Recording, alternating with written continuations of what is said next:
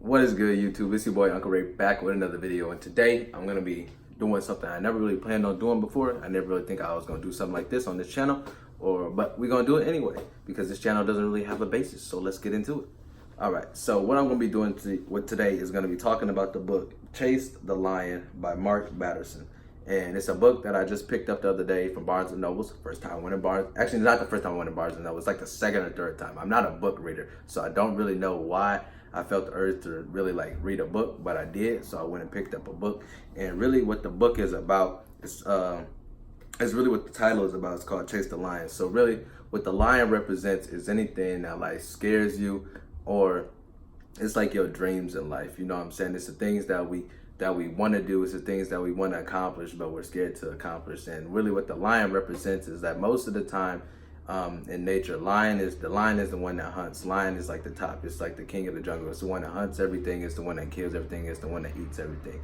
But what the book really tries to get out of us is that that Mark Batterson really wants to flip the script and have us think about our lives as us going after the lion in our lives, us going after the things that scares us, which is like our dreams, things that we're scared to fail at, and whether everybody's different. So your lion may be, just going out in public talking to people on like a regular basis, or somebody else's lion may be like super big like going to college, or like applying for certain jobs that they don't think that they'll get.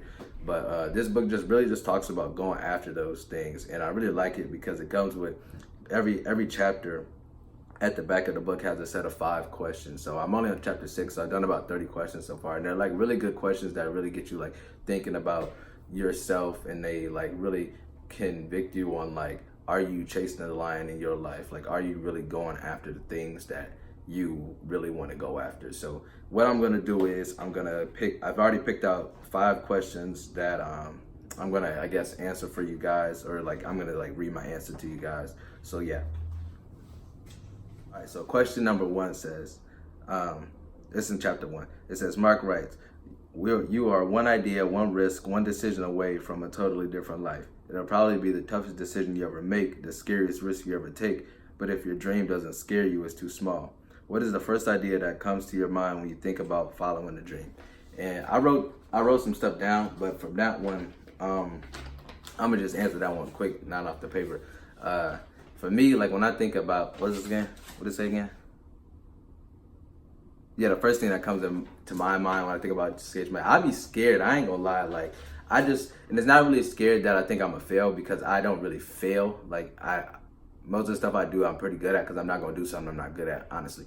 But most of the time I just be scared of like what other people gonna think. Even though I know I'm not gonna fail at it, I still be like wondering like what are they gonna think about it. And I know it's bad to think about that, but I'm just being honest, like just being transparent. That's how I be feeling.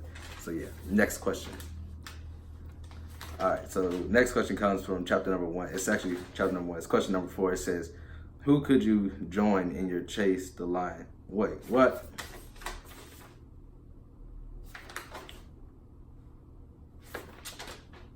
All right, so the next question is from chapter number 1. It's question number 5. It says, what does it mean to play offense with your life?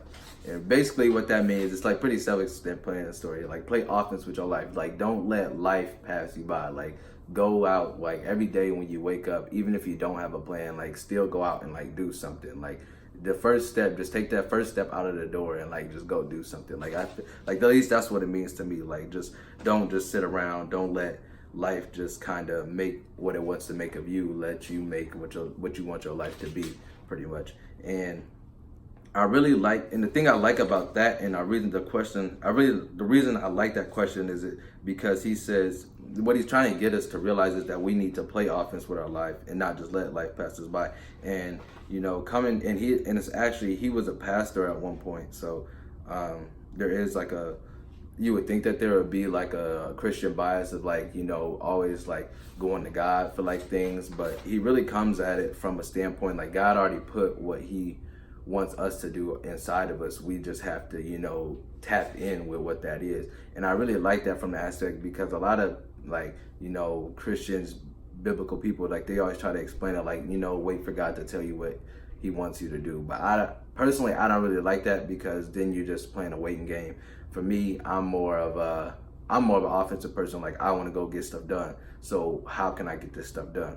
And then what steps do I need to take to make sure that it gets done? So I really like that he comes at it from that way as a spiritual person. So I really mess with that. So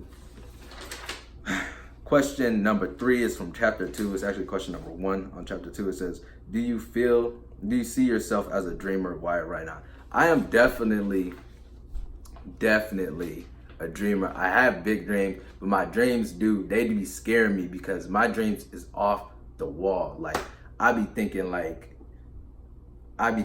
stuff can really like happen like a certain way. And it's not to say that it can't. Like, I be thinking like that the world, like, I believe that like the world can be like a peaceful place. Some people think that that's crazy. I think that it's pretty simple. Like, all you got to do is have everybody on the same mindset, and then everybody will think the same way, and then everybody would feel the same way about everything. And then guess what? It's going to be peaceful, because if you feel this way about this thing, and you feel this way about this thing, and I feel the same exact way, where the conflict going to be at?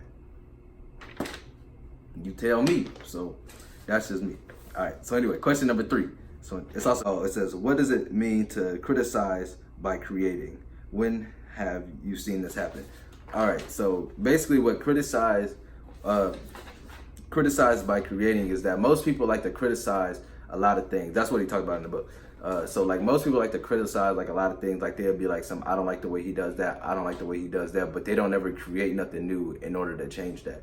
So basically, you just sitting there talking and not really doing about nothing. And then when you think about it, people who get stuff done, they see a need, then they go meet a need, or they see a problem and then they address the problem, or they do something in their selves with their life to make sure that that's not a problem that they have. And I really mess with that. So that's the way I feel about that question. And yeah. All right, so question number 5 is, would you say you're in your dream job now? Why or why not? Either way, in what ways is your current job helping you to shape and fulfill your dreams? Now, the rest of these I answered by, just off the top of the dome. Not really off the top of the dome, like I wrote them down like I said, but I didn't say everything that I wrote down. But for this one, I'm gonna do that. So I basically wrote down, I would say I'm not in my dream job only because I'm not a millionaire. You know what I'm saying? Like, I want to be a millionaire. That's like my dream. Like, some people, like, it's this girl back at home. She always called me Mr. Millionaire, because she said that I handle myself like I'm gonna have money one day. So hopefully I have money one day. That's the goal. And it's not the goal just to have money. Like, I'm gonna actually do something with the money. Like, I ain't got no money right now, and I'm already planning to do something big without no money. Y'all gonna see, and it's gonna be like, dang, why he do that? And it's gonna be like, I just felt like doing it. Actually, it's gonna hit personal with me, but that ain't got nothing to do with it. But anyway, let me go ahead and read the question again, because y'all probably forgot. So actually, I forgot. I ain't gonna say nothing, but y'all said, would you say that you're in your dream job now? Why or why not? Either way, in what ways is your current job helping to shape and fulfill your dreams? And what I said was, I would say I'm not in my dream job only because I'm not a millionaire. Also, I don't really have a dream job.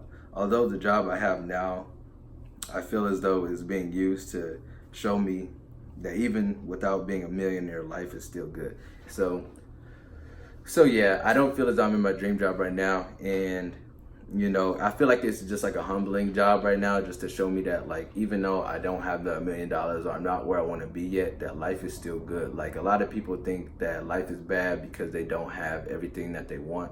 But that's really like a bad way to look at life, because then you're per se looking at the glass half empty instead of like half full, like as if you're not about to get there. So I would say I like to look at things. My mom always tell me look at the glass half full, or yeah, look at the glass half full, and I'm gonna start doing that. So yeah, I feel like it's just preparing me and just humbling me for when I do become a millionaire, that I won't be like somebody who be like, oh, I'm better than you because I got $1 million, or I'm better than you because I got a lot of money.